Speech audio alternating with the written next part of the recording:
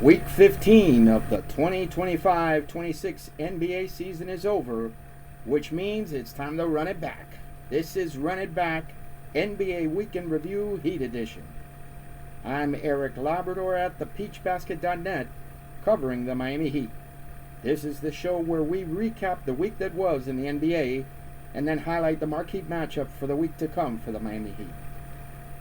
We start with our power rankings, the only objective top 10 NBA rankings anywhere. You can read more about how we get to these rankings and see the entire list at the peachbasket.net. Let's take a look at where the Heat land at the end of week 15. They dropped out of the top 10. But really, in their 2-2 week, they did beat the hell out of Phoenix, and Phoenix is ranked number 4 in the power rankings. The Heat blew them out of the arena with gobs of offensive rebounding. But let's see if next week, maybe with some trade sparkles from the trade deadline, the Heat can improve in the power rankings. Now we go to the review of the week for the Miami Heat. The Heat went 2-2. Like I said, they beat the hell out of Phoenix. They beat Chicago, but then they lost to Orlando and Chicago this past Saturday night. The Heat are winless against Orlando this season. They have no answer for the Magic's physicality and style of play. The Magic dominated Miami and have really just made that take that simple. There's no other X's and O's or details to note Orlando beating Miami in 4 games this season. They have one more game coming up. Good luck, Heat. The Heat beat Chicago in Chicago, but then lost to them last night in Miami. They beat them by 50 tonight, but that's another story.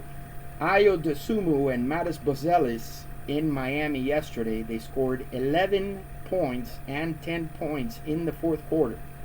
The game was tied at 106, and then Dosunmu, the Heat didn't have an answer for him, and then Matas Buzelis, like he's done to the Heat in the past couple of years, just started knocking down every kind of shot, and the Heat had no answer on offense.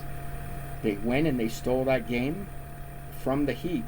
They will probably end up playing each other again for the 3rd straight season in a row in the play-in tournament, with the right to go and play either be the 8th or the 7th seed.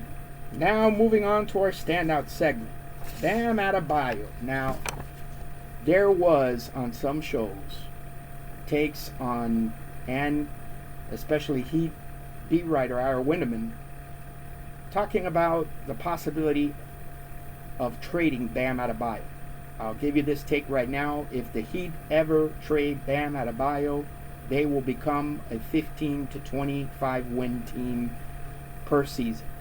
Bam Adebayo, and this is on Spo for probably putting too much responsibility on him, defensive responsibility. Bam Adebayo is a unicorn. He handles all the defensive responsibilities for the Heat. He is a glue guy. He does all the dirty work. And he has star talent. So, as a fan, you wonder, why can't he just do the scoring? Because when you're a two-way player, like Bam is, you get tired from playing 100% on offense and on defense. Now, you take Bam out of the equation, and then you have the suspect defense that you've been seeing sometimes for the Heat this season. Spo should, and he's probably been looking for, with Khalil Ware, somebody to take those defensive responsibilities off of Bam, as he should, and he's probably been trying to find that, but that hasn't happened yet. So in the meantime, and Bam does have a streak of 20-point games going. This past week he led in average points, 3-point shots made, and total rebounds, offensive rebounds, and defensive rebounds. The other one in our standout stats is Jaime Jaquez Jr. This guy is his physicality, the bully ball, the footwork, and he is a damn good point guard. He led the team in assists. Donovan Mitchell's been injured. Donovan Mitchell is usually the high guy in assists for the Heat. but Jaquez led the Heat in assists and field goals per game. Kel'el Ware did contribute in the blocks category, averaging 1 block per game, but these two guys, they're cornerstones of the team. Moving on to the marquee matchup segment. I'll tell you something, fans. The marquee matchup this week is the trade deadline. The Heat, there couldn't be much more chatter or links to the Heat and Giannis Antetokounmpo. There's been trade speculation, trade packages galore for Giannis. I won't even go, but it's all over the internet on possible trade packages for Giannis.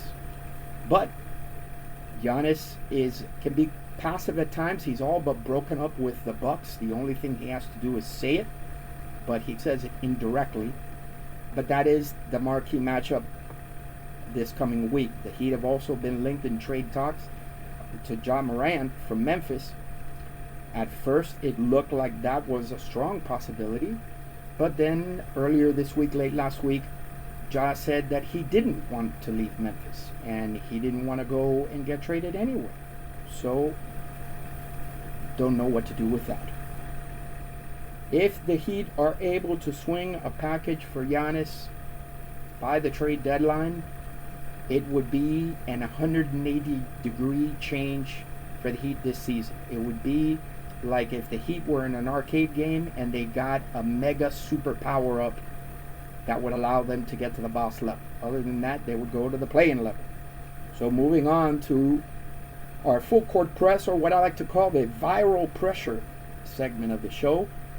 Kel'el Ware, in an article about possible trade speculation of him going somewhere. Kel'el Ware is a young guy. A lot of people, they see the size, they see the weight, and they think it should be academic. He should be rebounding like a machine. The point is that, and in my experience in being a manager, in my private working life, sometimes people will be a certain age, but then they play or act either younger or older with their work ethic and their attitude and approach. Kel'el Ware is the former. He acts younger and he's trying to get it, but he just doesn't see it yet. And if he does get traded, he gets traded. But he in the article, he's taking it humbly and saying, "Hey, this is the league. If I get traded, I have to adjust." The other one is, again, Andrew Wiggins to the Lakers trade speculation. That is going nuts, especially with the trade of DeAndre Hunter, that he was speculated to go to the Lakers. One trade package was Wiggins to the Lakers and Rui Hachimura and some other stuff to the Heat. Also Wiggins going back to the Warriors. So let's see what happens with that. Finally, another hot article on the internet is the Heat getting off of the Terry Rozier contract. The NBA, they really messed up on this one, that the Heat pulled off the trade for Terry Rozier last season, and they did not tell the Heat about the gambling news with Terry Rozier. They gotta allow the Heat to get rid of this contract. Come on, NBA, jeez. So, with all that, let's see what happens. Week 15 of the NBA season is in the books. Join us next week after week 16 when we run it back again.